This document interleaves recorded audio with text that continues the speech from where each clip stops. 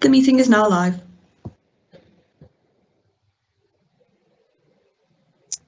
Okay, welcome everybody to the Liverpool City Region Combined Authority meeting of the 26th of February. Can I ask all those who are present and all those who are viewing this remote meeting of the Combined Authority that the meeting is broadcast live to the Combined Authority website and it is available for subsequent viewing, and that all members and officers please ensure that when you do wish to speak you indicate in the chat box or by raising your hand, and when you're invited to speak please unmute your microphone and of course turn it off afterwards so we will get reverberation and background sound. And finally, can I ask everyone to ensure that their phones are also switched off, please. Now, items 5, 6 and 7 contain exempt appendices. Therefore, if we do wish to discuss the content of these appendixes, Jill will guide us through what we need to do at that time. But because we are doing this remotely, and I know we're fairly used to this now, we do need to ask if voting members and non-voting members can individually confirm that they are present. So I'll go through a list, and if you can just indicate please members that you are here at this virtual meeting. So first of all, Councillor Polhill, can you confirm that you're present? Present, Chair. Councillor Baines, can you confirm that you're also present? I'm here, Chair. And Councillor Williamson, can you confirm you're present? Present, Chair. We are hoping to be joined by Councillor Craig Morgan, but we're just waiting on some technical issues to be overcome, hopefully. And the non-voting members, Asif Hamid, can you confirm that you're present? Present, Chair. And then finally, Councillor Liam Robinson, can you also confirm that you're present? Good afternoon, all present. Okay, thanks very much for that. As I say, we're hoping that we will be supplemented in numbers, but we'll wait until somebody indicates that Councillor Morgan has been able to join us. Item 1 is apologies of absence, and Trudy, hopefully, who's trying to juggle plates in the background, you'll be able to let us know whether we have any apologies for absence. Thank you, Metro Mayor. We've received apologies from Councillor Mayor, Councillor Fairclough, Councillor Simon, Jane Kennedy, Councillor Bowden, Councillor Moran, Councillor Hardy, Councillor Robertson Collins, Gideon Benthoven and Janette Beer. Are there any further apologies from members? No? Okay then, so we'll move on to item 2, which is declarations of interest, and that's just an opportunity for any members to declare any interest that are relevant to any of the agenda items for today's business. Item 3 is the minutes of the previous meeting of the Combined Authority held on the 22nd of January 2021. And in these minutes, I understand that both Councillor Morgan and Councillor Hardy have been omitted from being in attendance, but they were present at the last meeting of the Combined Authority. So subject to their inclusion in the amended minutes, attendance rather, can I ask that the minutes of the Combined Authority meeting on the 22nd of January 2021 be agreed, please? Agreed. Agreed. Okay, I'll take that as consent. So we'll move on to item 4, which is usually the item where the Metro Mayor announcements and updates are made, and obviously since last time the main issues still revolve around COVID, and people have seen that earlier this week the Prime Minister set out a timetable for reducing COVID restrictions, you know, the roadmap. And it has to be said, after huge sacrifices of the last 12 months, it was welcome news for everybody, and it does offer hope of a return to some sort of new normality before too long. But we have to still contend with the threat of coronavirus, and obviously that remains very real, and we still have got many weeks of restrictions ahead of us anyway. So everybody needs to continue to do the things that we've done previously.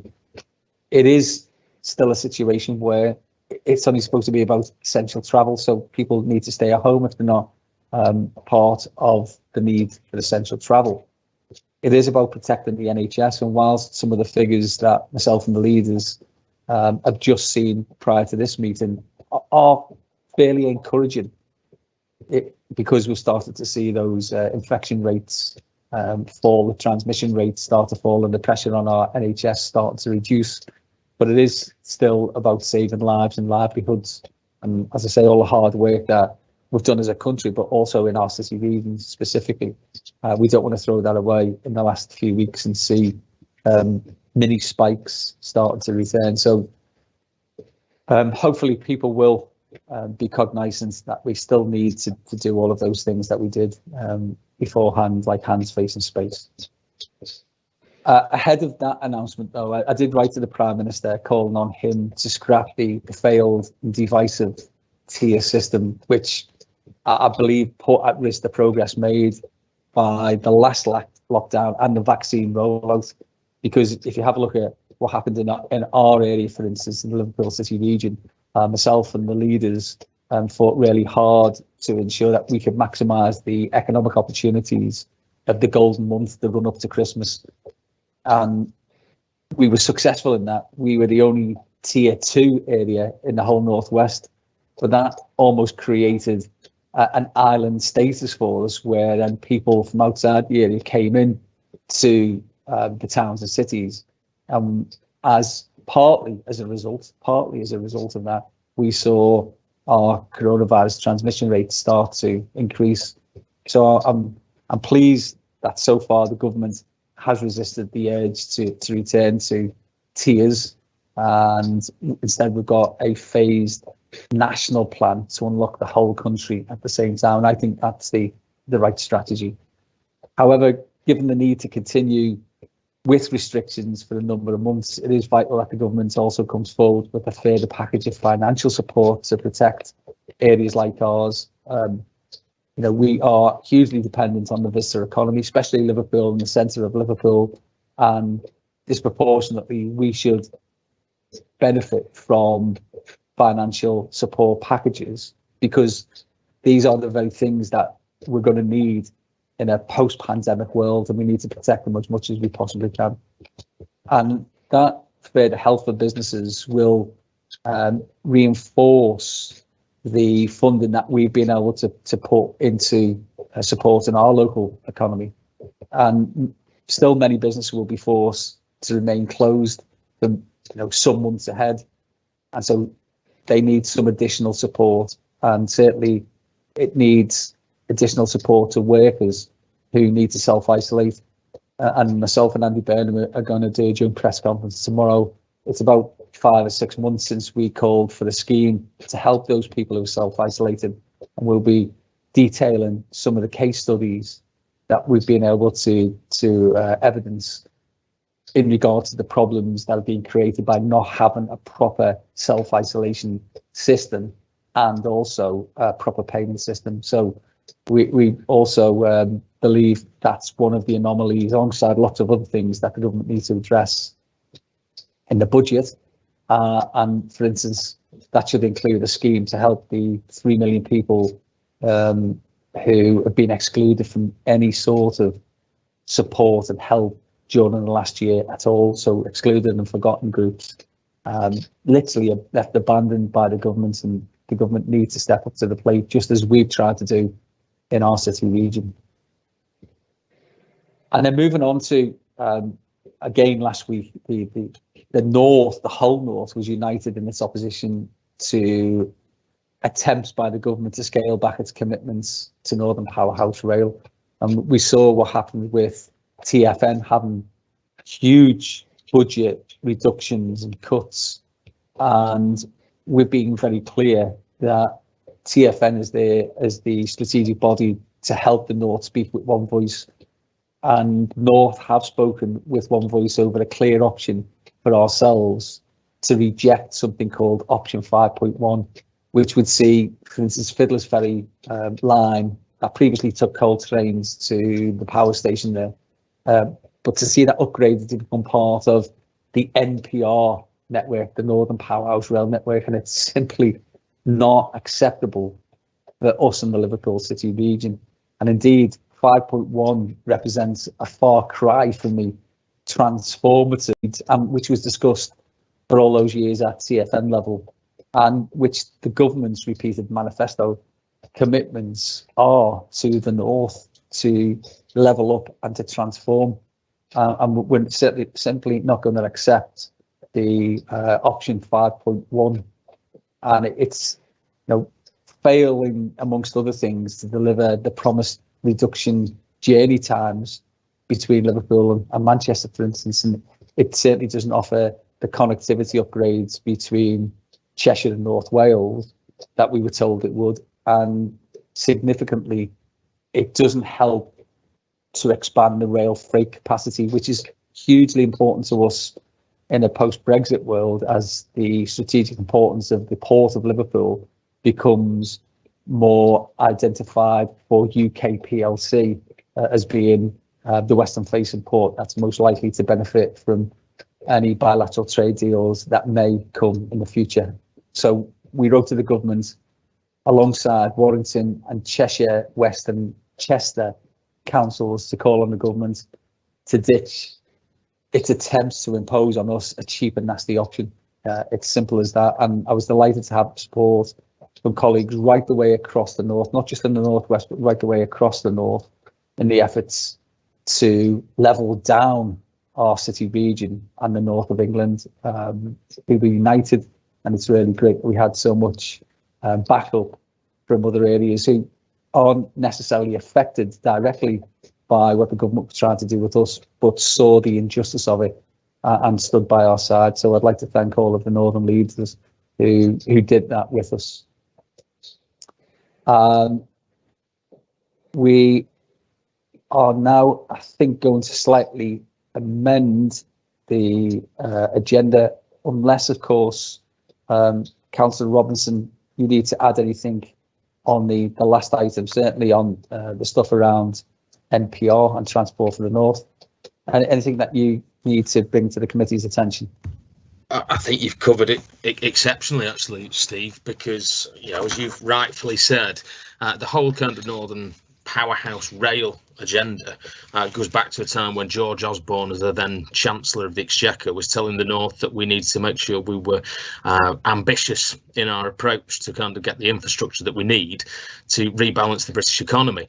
And throughout all of that time, the Liverpool City region has been at the forefront with all Northern leaders in being extremely ambitious about the things that we do need to do that. And very much with regard to kind of the Northern Powerhouse Rail Network, as it's called, that, you know, what was originally proposed to be this kind of visionary brand new network stretching right across the North. We cannot accept something that is, as you rightfully put, a cheap and nasty option. And this isn't just about us wanting something brand new. It's actually about hard-headed economic realities. We know that kind of with the 5.1 option that you've rightfully pointed out, it wouldn't improve anything for the Liverpool City region. We'd find that kind of journey times across the North, particularly between Liverpool and Manchester, would be no faster than they are potentially today because of the circuitous route that 5.1 is. It would hinder local passenger journeys, particularly from Liverpool through Runcorn and onto potentially sort of more services into North Wales. So it would stunt our kind of economic growth in the kind of south and then sort of wider into the west of our region. But crucially, I think this is by far and away the most important point, not just for our region, but for the whole of the North and actually the United Kingdom, is that point about rail freight and particularly the port of Liverpool. We know that the 5.1 option that the government appear fixated with frankly would not free up any new spare capacity for the movement of goods by rail, and crucially that would hinder the growth of the port and and all the kind of efforts that we are trying to find with regard to a sustainable answer for freight around the port. But not just the port, actually, it would have a huge kind of negative knock-on impact on a number of key freight and logistics sites across the city region, places like 3MG at Widnes, places like potentially what's going to happen at Parkside in St Helens, Potters in Kirby, for example. This is sort of very, very significant to our city region, but actually significant to the whole of the UK, with the Port of Liverpool and our kind of key logistics assets being kind of the main west-facing port for the British mainland. So this is of huge significance to us, and it would be completely unacceptable, and we will make sure we do everything in our power to make sure this doesn't come to pass. We will not accept something that will level down the future of our region, because this is an infrastructure project, I would argue, is the most significant infrastructure project that's likely to happen this century. In rail terms, could well be the most significant infrastructure project since the Rainhill trials happened almost 200 years ago, which, as we all know, established the world's first passenger rail line, which went from Liverpool all the way across to Manchester. It really is that crucial to our region, to the north, and the UK's future. So we won't accept that, and kind of everything that you rightfully said, Steve, is something that we will make sure we keep fighting on. Yeah, excellent. Thanks for that, Liam. Although it does say on the screen item 6, we're still on item 4. But just before we do move forward on the agenda, I just want Jill to come in and just explain, because we're having some technical difficulties, what the solution is to see if we can overcome those. Thank you, Mr. Mayor. Apologies, colleagues. We, as you know, Councillor Morgan has been unable to join us for technical reasons, not his fault in any way, shape or form. We're continuing to work to try and resolve that problem. The Constitution requires that 4 of the constituent members of the authority are present. So we are unable to proceed to items of business because we would technically be in chorus at this point. We're trying to secure a solution for Councillor Morgan, which will either require us sending out a fresh invitation to this meeting or potentially asking him to dial in, which would be quite compliance with the remote meetings regulations, because we would be able to hear him.